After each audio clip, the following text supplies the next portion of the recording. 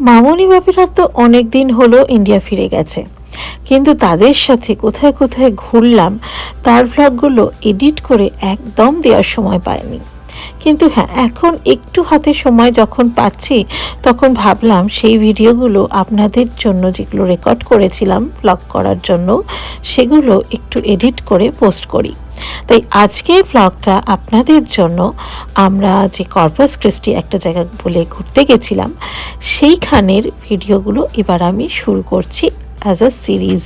তো সঙ্গে থাকবেন, পাশে থাকবেন। শুরু করছি আমাদের কর্পাস ক্রিস্টি ট্রাভেল ব্লগস।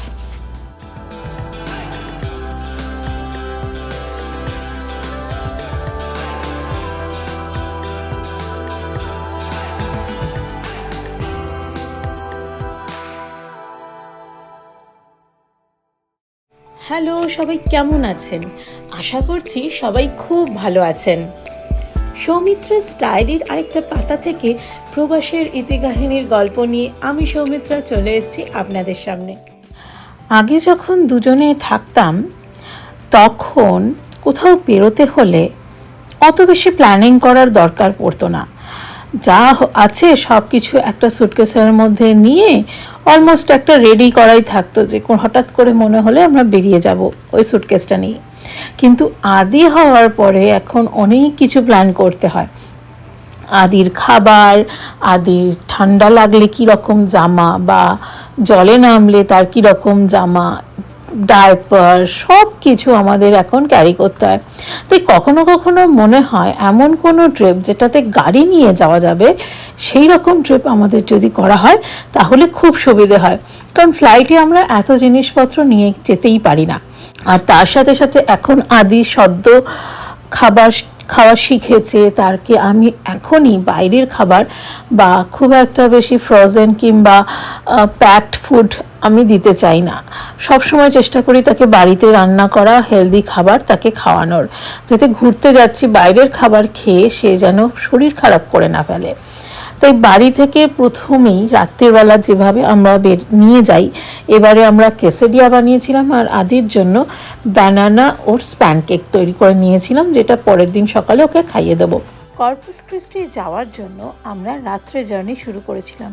তার প্রধান কারণ রাত্রিবেলা আদি টানা ঘুমোয়, আর এই সময় মানে ওর ঘুমানোর সময় সুমন খুব ভালোভাবে পিসফুলি শান্তিতে গাড়ি চালিয়ে যেতে পারে।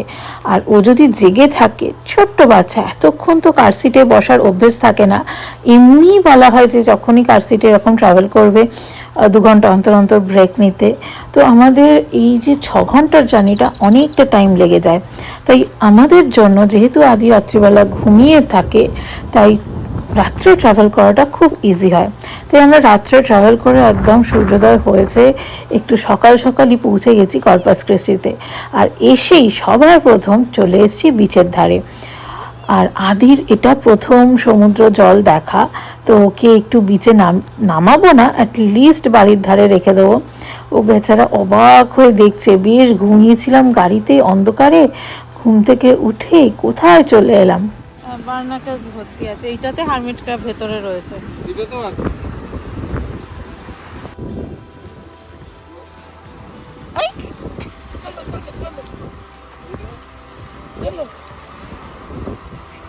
এটা ভালো করেছে।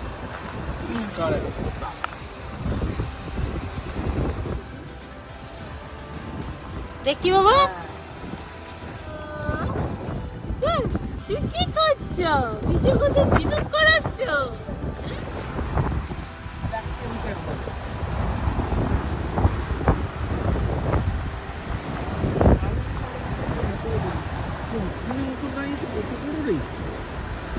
ওখানটা জল নেই তো।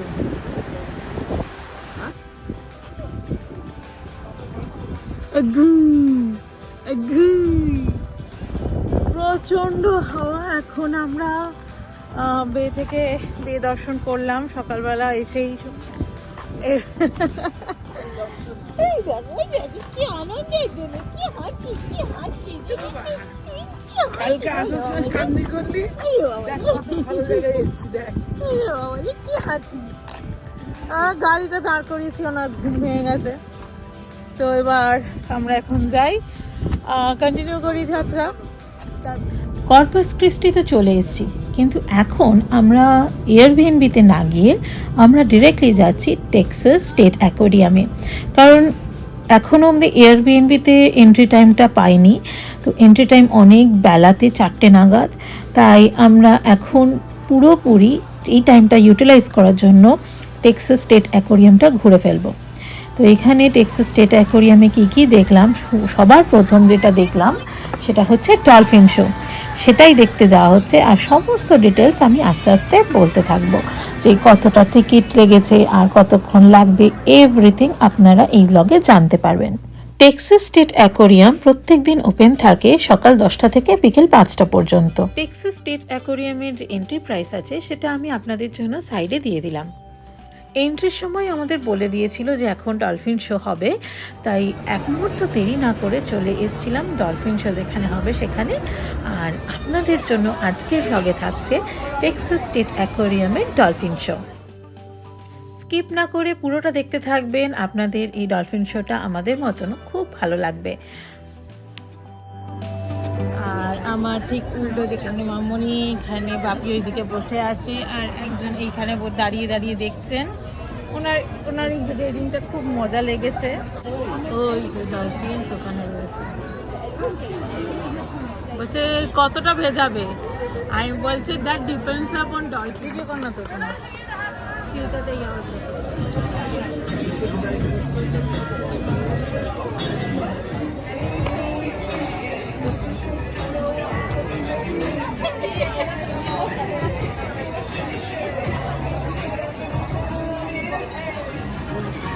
আমার টকাস টকাস করে ঠুকিয়েছি।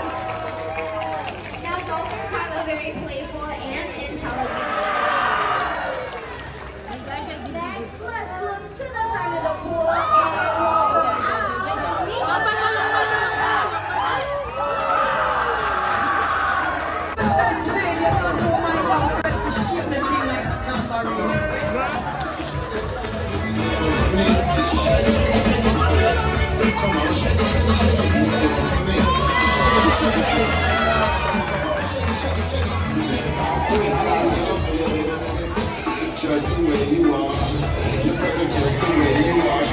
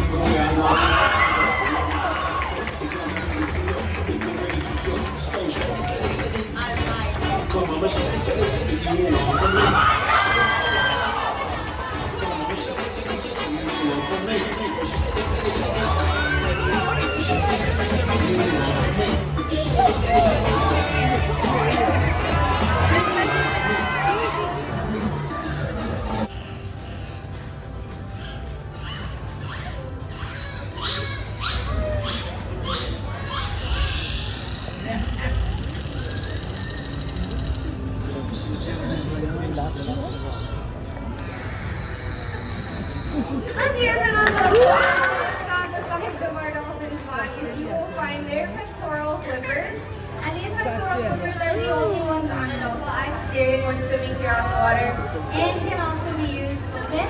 They will have small holes.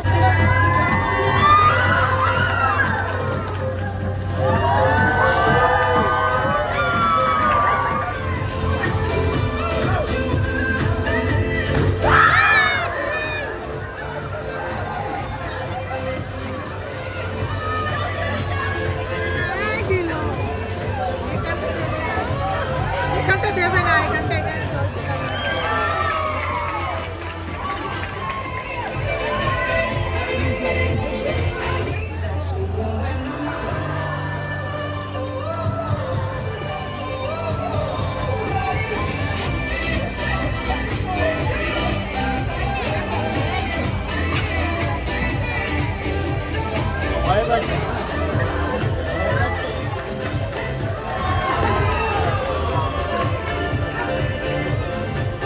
Here are dolphins and they're trained and accredited zoo or aquarium just like the Texas State Aquarium. By doing these things, we are all furthering the Texas State Aquarium.